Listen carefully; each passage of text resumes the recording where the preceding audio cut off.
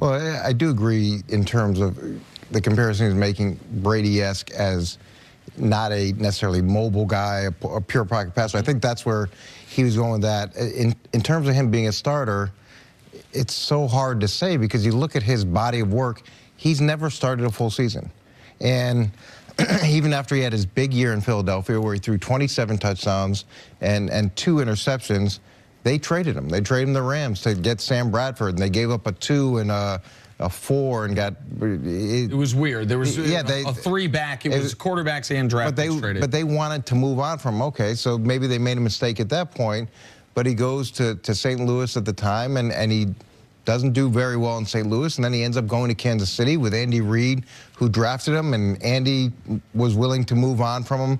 So you look at it, there's enough coaches in that mix, there's enough systems in that mix where why do we have this disconnect that we have? And can you count on him to play 16 games? And is he at his best as a reliever as opposed to a full-time starter? And how do you say it? Because he's never done it. So you're betting on the guy that you've seen over this last period of time that you can project that out over 16 games in the playoffs. Listen, I think Nick Foles should be a starter in this league, but I would be it's a very specific type of team that I think is going to get the most out of Nick Foles. To me, Nick Foles' biggest attribute right now is he's one of, and there's not a long list of quarterbacks like this, that we know through multiple playoff game experience, the moment won't be too big for him.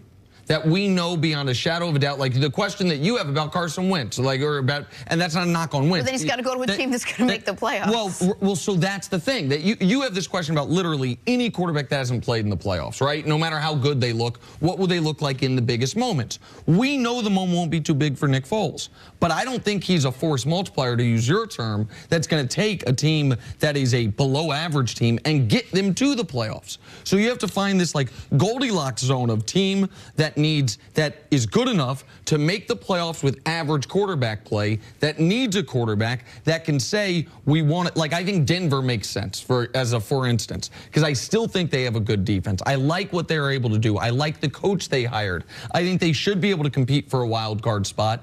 And we know if they get there, the moment's not too big for him. But like a rebuilding team like Miami, I think his skills would be wasted because I don't think he's good enough to make Miami much better. And if his whole utility is, if we get to the big games, he's been there, done that, what good does that do if your team's 6-10? But what are the chances he's going to get placed in a situation that A, pays him, B, is ideal, C, that the Eagles don't pick up his option? It just seems like so many things have to happen for him to be in the ideal situation where he can play his best football. Not unless he's able to get to Jacksonville and that defense. They go out back to the type of season they had 2 seasons ago or 3 seasons ago. Compared to that, they got someone there in John DeFilippo who is familiar with his skill set, because I've been in too many locker rooms, and there's a lot of guys, man, that like to be that relief pitcher. And they are so comfortable, that day-to-day pressure, they don't have to deal with it. All that media, they don't have to deal with it. They don't have to be the big man on campus in front of the locker room with the other guys. They don't have to practice to a high standard every day. There are guys that thrive at that. And to me, that's what Nick Foles has done. The best thing for Nick Foles is staying in Philadelphia behind Carson Wentz. But if he wants to be a starter, to me, he's played well. If Case Keenum is a starter, he should be a starter.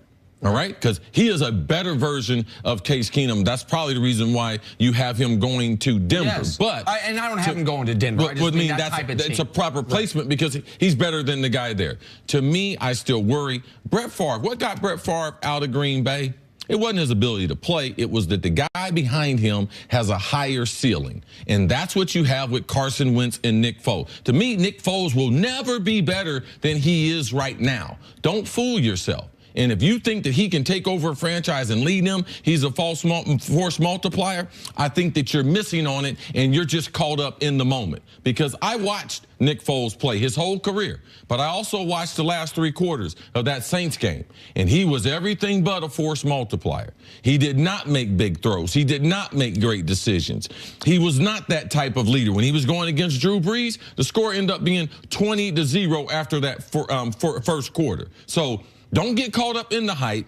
Look at it, and I've been with guys that they were better sitting in the back seat or being in the passenger seat than actually driving the car, Coach. Yeah, it's a little bit like runners. Some people are built for marathons, and some people are sprinters, and that's just what they're good at.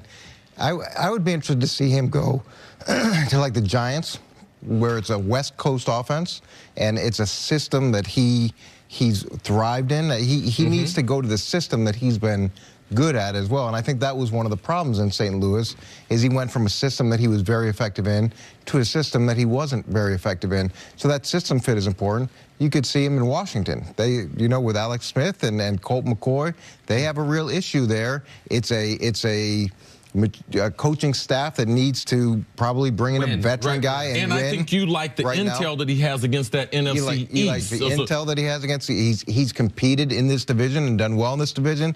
So those are two spots I could see that make sense for especially the Giants from a scheme perspective to stay in the West Coast system. The Giants were the team that I was, when we circle back around, going to come to if the Giants aren't going to draft Haskins or a different young quarterback at number 6. If the Giants aren't going to do that, because I do think they have excellent offensive talent, and if they want to use that 6th overall pick on either an offensive side, I think that is the type of team I'm talking about, a team that you think credibly, oh, that could be a 10-win team next year. And then when you look at it, how do you choose him over Flacco? I mean, you got Flacco's going to be on the market too, looking at two guys that have won. Yep. How do you make that decision? All right, Coach, we'll see you a little bit later on in the show. Coming up.